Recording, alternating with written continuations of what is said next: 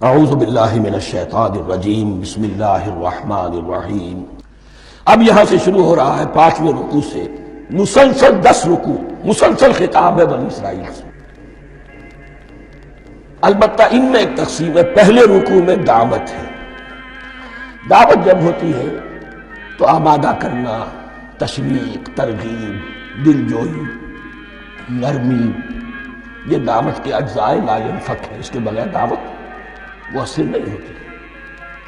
لہذا ان 7 آیات میں یہ یوں سمجھیے کہ ان 10 رکوعوں کے لیے یہ بمنزلہ فاتحہ ہے۔ جیسے سورہ فاتحہ 7 آیتوں کی، ایسے ہی اس دعوت سابقہ امت مسلمہ کو دعوت دی جا رہی ہے۔ تو کس طرح دی جا رہی ہے؟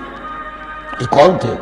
یہ بھی مسلمان ہی تو تھے نا، کافر تو ہو گئے حضور کا انکار کر کے، ورنہ وہ موسیٰ کے ماننے والے، شریعت ان کے پاس، بڑے بڑے علماء ان میں، علم کا چرچا ان میں سب کچھ تھا، ان کو دعوت دی جا رہی ہے۔ لیکن میں اس لیے آپ کو چاہتا ہوں، اس کو توجہ دلا رہا ہوں، آج اگر مسلمانوں میں جو غافل ہو گئے، اپنی حقیقت کو بھول گئے، اپنے فرض منصبی سے غافل ہو گئے، دنیا کے اور قوموں کی طرح کی ایک قوم بن کر رہ گئے، اگر کوئی ایک داعی گروہ کھڑا ہو، کوئی جماعت، کوئی فرد، اور اس سے جماعت بنے، تو ظاہر بات ہے سب سے پہلے اسے اسی امت کو دعوت دینی ہوگی، اس لیے کہ دنیا تو اسلام کو پہچانے گی اس امت کے حوالے سے۔ فزیشن ہیل تھائی سیلف، پہلے یہ تو ٹھیک ہو، یہ کہیں پر صحیح اسلام کا نمونہ پیش کرے تو دنیا کو دعوت دے سکو گے، آؤ دیکھو یہ ہے اسلام۔ اس لیے ان کو جو دعوت دینے کا اسلوب ہونا چاہیے وہ عکس ہوگا اس اسلوب کا جو ان 7 آیات میں ہمارے سامنے آ رہا ہے۔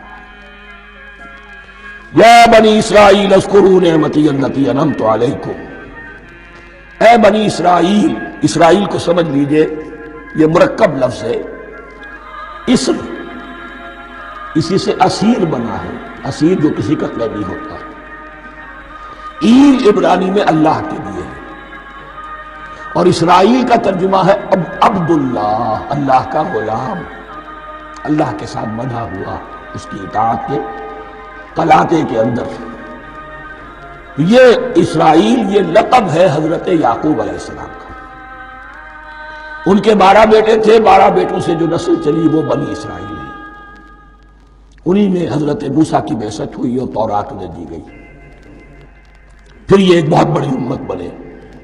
ان پر 4 ادوار آ چکے تھے قرآن مجید کے نزول کے وقت۔ 2 مرتبہ اللہ کی رحمت کی بارشیں ہوئیں، انہیں عروج نصیب ہوا۔ 2 مرتبہ ان کو دنیا پرستی، شہوت پرستی، اللہ کے احکام کو پس و پش ڈال دینے کی سزا میں عذاب کے کوڑے ان پر پرسے۔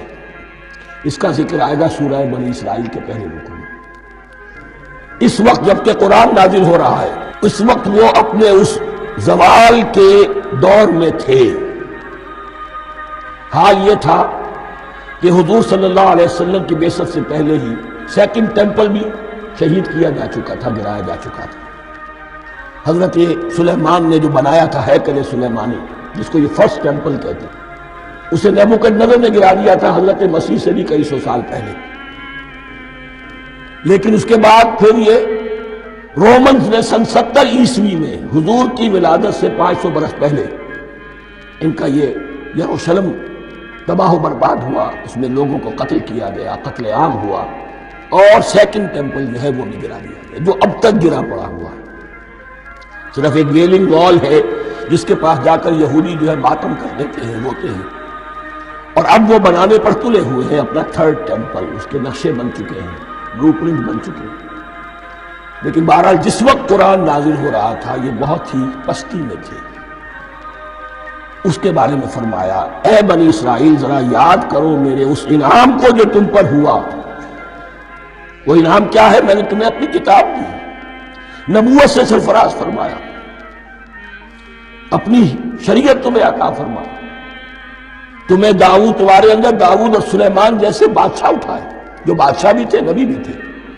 وَأَوْفُوا بِعَهْدِي، اور میرے وعدے کو پورا کرو تاکہ میں بھی اپنے وعدے کو پورا کروں۔ یہ وعدہ ہے جو کتاب استثناء جو ہے اولڈ ٹیسٹمنٹ کی، ڈیوٹرانومی اس کے 18ویں باب کی آیت نمبر 18-19 میں حضرت موسیٰ سے خطاب کر کے اس میں اللہ نے یہ الفاظ فرمائے، میں ان کے بھائیوں میں سے تیرے مانند ایک نبی برپا کروں گا اور اس کے منہ میں اپنا کلام ڈالوں گا اور وہ وہی کچھ بتائے گا جو میں اس سے کہوں گا۔ یہ گویا کہ حضرت موسیٰ علیہ السلام کی امت کو بتایا جا رہا تھا کہ نبی آخر الزمان آئیں گے اور تمہیں انہیں قبول کرنا ہے۔ قرآن مجید میں اس کا بڑا تفصیلی ذکر سورہ اعراف میں آئے گا انشاءاللہ، لیکن یہاں فرمایا اوفو بعہدی اوف بعہدکم، تم میرا عہد پیرا پورا کرو، میرے اس نبی کو تسلیم کرو، اس پر ایمان لاؤ، اس پر کی صدا پر لبیک کہو، تو میں تمہیں میرے انعام و اکرام اور بڑھتے چلے جائیں گے۔ وَإِيَّايَ فَارْهَب‌وْنَ، اور صرف مجھ سے ڈرو۔ وَآمِنُوا بِمَا أَنزَلْتُ مُصَدِّقًا لِمَا مَعَكُمْ، اور ایمان لاؤ اس پر جو میں نے نازل کیا ہے، جو تمہارے پاس جو تورات ہے اس کی تصدیق کرتے ہوئے آ رہا ہے۔